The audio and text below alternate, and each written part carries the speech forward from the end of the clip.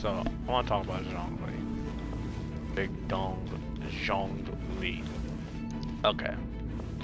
Some people are saying Zhongli is incomplete. He's not a full character.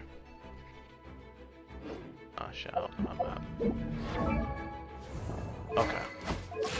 So I don't have him, you know what I mean? So, cause I'm broke ass free to play. But okay, I'm gonna try to think about this. Like, right? This is C0 Zhongli. This is C0 Zhongli. Here's what I'm thinking.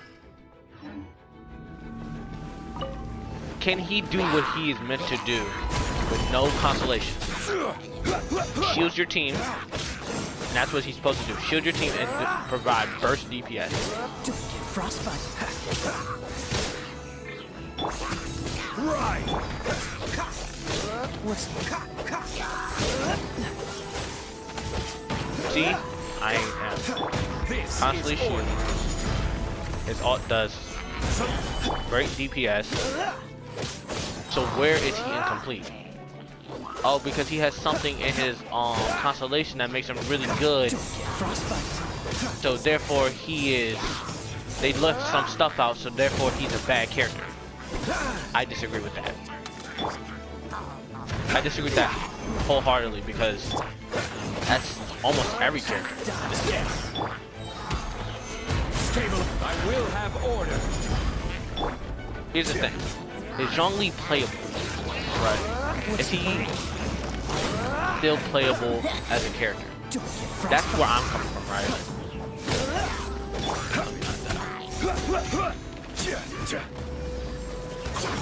Solidify. Right? Is he still playable as a character? freeze?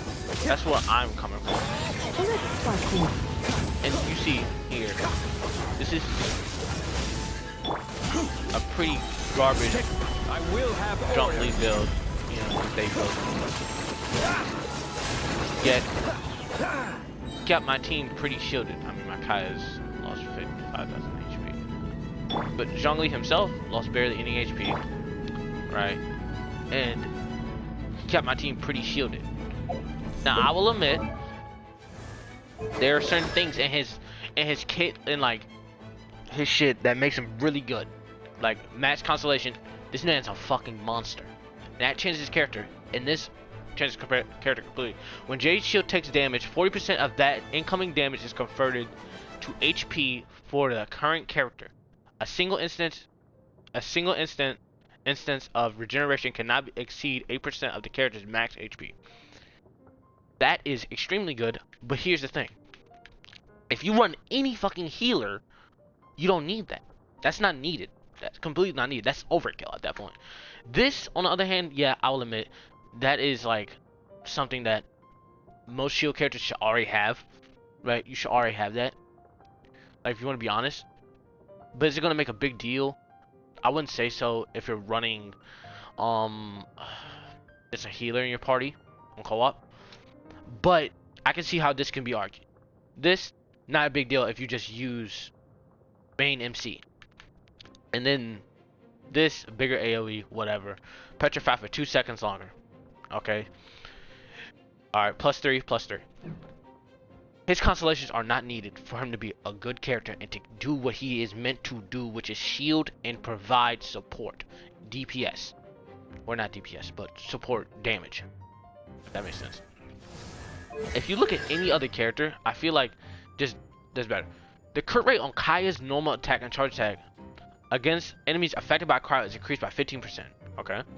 Every time Glacial Waltz defeats an enemy during its duration, it is increased by 2.5 seconds. You tell me that doesn't change Kaya completely? That changes Kaya a lot. +3. Triggers automatically when Kaya's HP falls below 20%. Creates a shield that absorbs damage equal to Kaya's max HP. Lasts 20 seconds. The shield door absorbs cryo damage with 250% efficiency. Can only occur every 60 seconds. Okay, +3. Will gain an additional icicle and will regenerate 15 energy when cast. Now compared to Zhongli, okay, C6 is not groundbreaking, but this itself, Constellation 4, definitely changes Kaya. It changes Kaya but pretty drastically. That shield is sort of important if you ever are low HP or anything like that. I do not find it inherently bad to have constellations locked behind a paywall if it does not make the character busted or broken, right? If the character is completely playable and can do their job without any constellations, I do not find it bad. Because at the end of the day, you gotta think about it like this: people are paying for dupes. If you're paying for dupes, you want your character at least to change, like when you're paying for dupes. So I'm sitting here thinking like, okay, like his Constellation 6 is pretty busted, but it's not needed. I don't see the problem. You know what I mean? So I don't see the issue that some people are coming up with, like, oh, he's broken. And some people are saying like he needs a buff to his base attacks. Like his base attacks need more damage, you know what I mean? But he's support character. That's like saying Sukuros needs all her base attacks upped because she doesn't hit hard enough. But Sukuros is support. So why would you buff a support's? I don't understand it. It doesn't make sense to me. Why would you buff a support's base attacks when they're supposed to just pop in, boom, leave the field? You know what I mean? Like if you want main DPS Zhongli, yeah. But if you want main DPS Zhongli, you can do it. It's just not going to be as sufficient as like D-Luke or Child.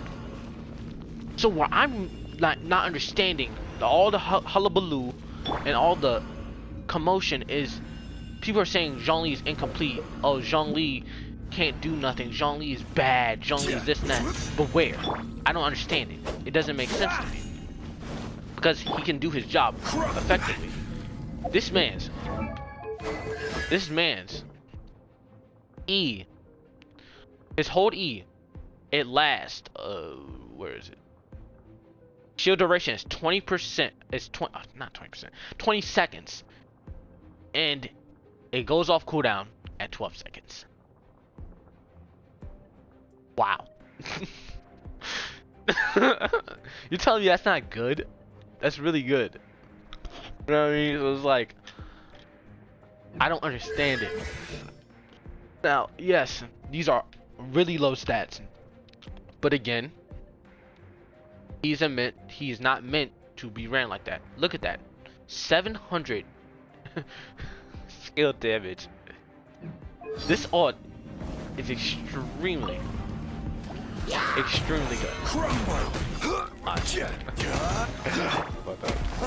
But I don't understand.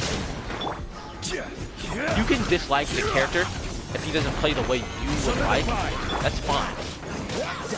But saying the character needs a buff and bitching and complaining on Reddit, making YouTube videos, clickbait, saying Zhongli's terrible, Zhongli's the worst character ever, he's the worst 5-star. Because, right, he doesn't play the way you want, is just extremely dumb. You know what I mean? I don't agree with that mindset. That's not something I think people should think like. And it's just something I don't agree with. Right? It's like you dislike the character, so therefore he needs a buff in your mind because he didn't come out the way you want. Because here's the thing: when Zhongli was coming out, there was all this hype. There was, oh, Zhongli coming out, he's gonna be so cool. Oh, Zhongli this, Zhongli that. And it's like, miHoYo never promised Zhongli was gonna be a DPS. Please, someone point me to when they did that, because I want to know. But when did Zhongli say, oh, Zhongli is going to be a DPS? No one ever pointed to that. I don't remember anybody pointing to that, if you ask me. So it's like, how can you, I don't see how people are complaining and sort of bitching.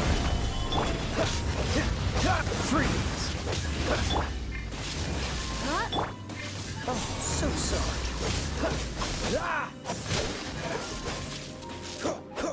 Oh well, he's dead. But moral of the story, and here's a unique take on the Zhongli. Oh, he's not fucking dead. He's fucking dead. Shit. Solidify.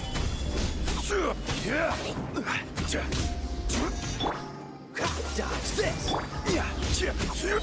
I will have order. But here's the thing. Crumble. The Zhongli situation. Free. What's the hurry? It's simply like, can he be played without constellations? Can he be played without really anything? Is he good at cons 1? That's up to the for you to decide. But to me, I think Zhongli is extremely fun to play, even in this little thing. Solidify. I think he's extremely fun and he's extremely cool character. And I think he's very flexible. Like I've seen like Damone, right, and other YouTubers and other people make videos, and like and everyone has a different build for Zhongli. And I think that's where the beauty of him as a 5-star comes from, right? Like let's be honest here. People are saying, oh, he's not 5-star, he's 4-star. But if you look at the damage he can do and look at some of the builds some people made of him, this man is a monster support. He's monstrous. He's monstrous. He's disgusting if you kid him up. It's just that he's not DPS. That's like saying Sukaros, Venti, all these other characters are bad because they're supports and they don't have high base attacks, right? Oh, because their base attacks aren't high, they're bad. That's a terrible mentality, and that's a terrible way to think. Like, no, just because someone's base attacks are like, or like they're in a certain category, that doesn't mean they're bad. And I don't agree with jumping on a hate bandwagon just to look cool in everyone's eyes. Like, oh, Zhongli's bad, Zhongli's bad. And I'm like, no. Even if that makes me hate it, even if that gets me a lot of dislikes, I don't agree with that. I don't agree with going with the mass majority just because people say so. Oh, Zhongli's bad. Why? Because his base attacks are low. But he's support. Well, he's not a good support. Now, people are saying like he doesn't get consistent energy from this, right? He doesn't get consistent energy. That's fair. That's completely fair. He should get consistent energy from this. That's a bug. I think they're probably gonna fix it. You know what I mean? That's something that should be changed. But for support, right? And most people are complaining about his base attacks. But as a support, this man's nasty. His ult does so much damage. It's actually disgusting. And look how much it costs. 40 energy. Wow. 40 energy. You get this back if you build the littlest amount of energy recharge so fast. It's actually disgusting. And it does so much damage. And it petrifies. So yes, constellations make a character very strong. And C6 is very good. But it's not needed to make Zhongli a monster. Which he is. Not the best DPS. He's not even up there.